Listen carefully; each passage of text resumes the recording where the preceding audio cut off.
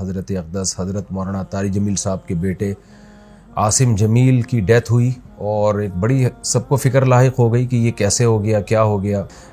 جو حضرت کا جو بیٹا ہے یہ بچپن سے ہی کسی دماغی بیماری میں مبتلا تھا اور علاج بھی ہو رہا تھا۔ حضرت جو ذمہ داریاں ایک باپ کی ہوتی ہیں وہ اولاد کے لیے وہ ذمہ داریاں پوری کرنے میں لگے ہوئے تھے، لیکن ظاہر ہے کچھ چیزیں اللہ کی طرف سے ہوتی ہیں، انسان اس میں بے بس ہوتا ہے۔ سب سے پہلے تو ہم دعا کرتے ہیں اللہ تعالیٰ اس کی مغفرت فرمائے اور حضرت اقدس حضرت مولانا طارق جمیل صاحب اور ان کے تمام لواحقین، بیٹے کی والدہ جو تھی ان کو بھی اور بھائیوں کو اللہ صبر جمیل کی توفیق عطا فرمائے۔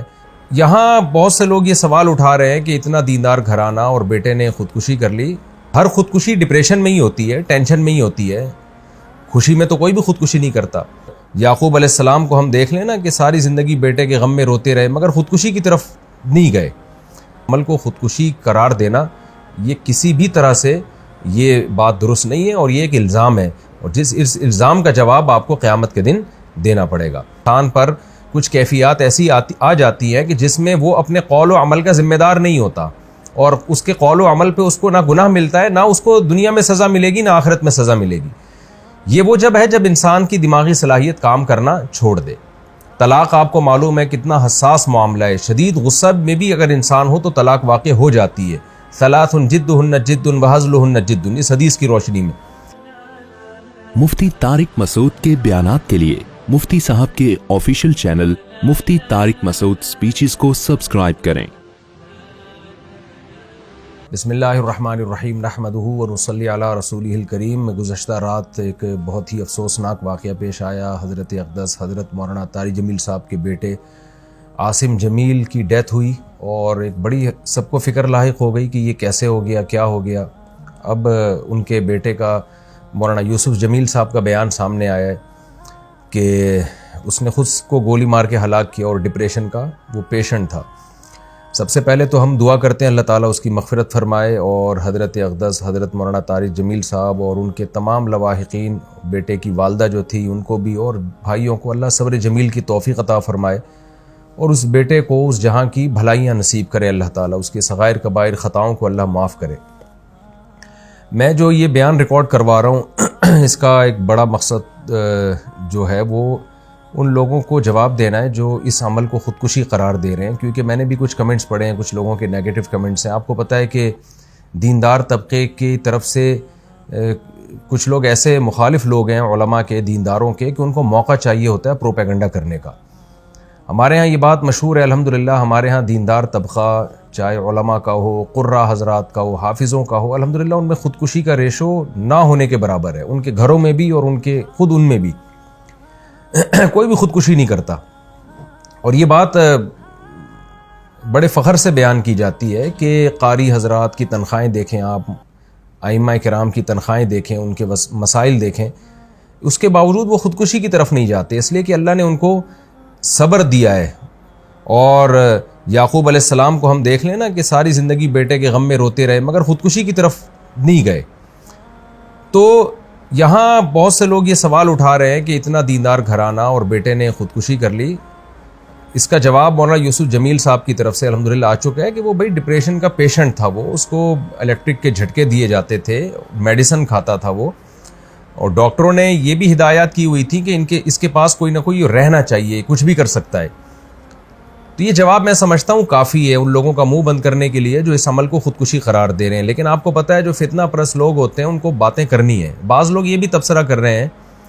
کہ ہر خودکشی ڈپریشن میں ہی ہوتی ہے، ٹینشن میں ہی ہوتی ہے، خوشی میں تو کوئی بھی خودکشی نہیں کرتا۔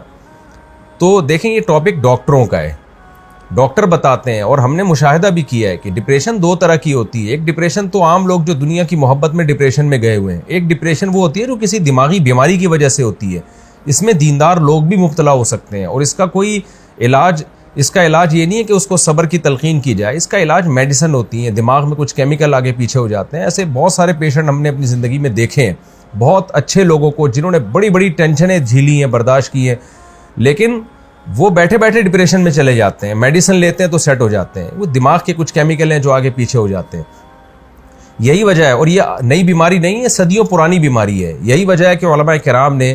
یہ مسئلہ طلاق کے مسائل میں بیان کیا اور قتل قصاص وغیرہ کے مسائل میں بیان کیا کہ انسان پر کچھ کیفیات ایسی آ جاتی ہیں کہ جس میں وہ اپنے قول و عمل کا ذمہ دار نہیں ہوتا، اور اس کے قول و عمل پہ اس کو نہ گناہ ملتا ہے، نہ اس کو دنیا میں سزا ملے گی، نہ آخرت میں سزا ملے گی۔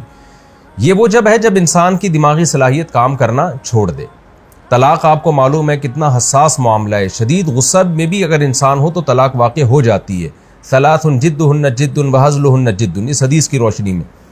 لیکن علماء نے بیان کیا کہ اگر کوئی ڈپریشن کا پیشنٹ ہے اور اس کے پاس قرائن ہے اور وہ اس کا دماغ صحیح کام نہیں کر رہا، ایسی صورت میں وہ بیوی کو 100 طلاقیں بھی دے دے گا تو نہیں ہوں گی، اس لیے کہ اس کا دماغ ہی کام نہیں کر رہا ہے ایسے موقع پہ۔ تو جب طلاق جیسے مسئلے میں ہم علماء کرام آج سے صدیوں پہلے ایک اسٹریس اور ڈپریشن کا مریض جس کا دماغ کام کرنا چھوڑ دے، اس کے اس عمل کو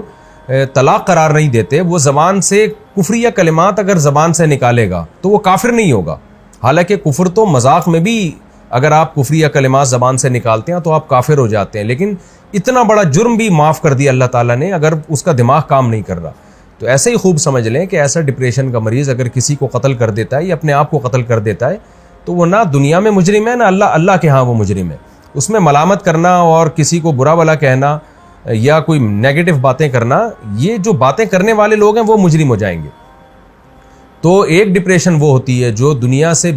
دنیا کی محبت کی وجہ سے دنیا کی چھوٹی چھوٹی باتوں کو آپ بہت زیادہ بڑھا لیتے ہیں، یہ کس کی وجہ سے ہوتی ہے؟ یہ ناپسندیدہ ہے، کیونکہ نیک لوگ ہمیشہ صبر کرتے ہیں۔ لیکن ایک ڈپریشن وہ ہے جو آپ کو کسی دماغی بیماری کی وجہ سے،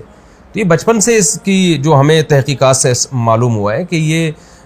جو حضرت کا جو بیٹا ہے یہ بچپن سے ہی کسی دماغی بیماری میں مبتلا تھا اور علاج بھی ہو رہا تھا۔ حضرت جو ذمہ داریاں ایک باپ کی ہوتی ہیں وہ اولاد کے لیے وہ ذمہ داریاں پوری کرنے میں لگے ہوئے تھے، لیکن ظاہر ہے کچھ چیزیں اللہ کی طرف سے ہوتی ہیں، انسان اس میں بے بس ہوتا ہے۔ تو ہم سب اس غم میں حضرت کے ساتھ برابر کے شریک ہیں، اور ہم سب دل سے دعا کرتے ہیں اللہ تعالی حضرت کے اس بیٹے کو اس جہاں کی بھلائیاں نصیب کرے اور اس جہاں کی خوشیاں نصیب کرے، اور جو بھی ان کے رشتہ دار اور لواحقین ہیں اللہ تعالیٰ ان سب کو صبر جمیل کی توفیق عطا فرمائے، اور جو منفی کمنٹس کرنے والے لوگ ہیں اللہ تعالیٰ ان کو ہدایت دے۔ اور میں پھر دوبارہ اپنی بات کو ریپیٹ کرتا ہوں کہ اس عمل کو خودکشی قرار دینا یہ کسی بھی طرح سے یہ بات درست نہیں ہے، اور یہ ایک الزام ہے، اور اس الزام کا جواب آپ کو قیامت کے دن دینا پڑے گا۔ اللہ تعالیٰ مرحوم کی مغفرت فرمائے اور لواحقین کو اللہ صبر جمیل کی توفیق عطا فرمائے، اور مرحوم کو جنت میں اللہ تعالیٰ اعلیٰ درجات عطا فرمائے۔ وما علینا الا البلاغ۔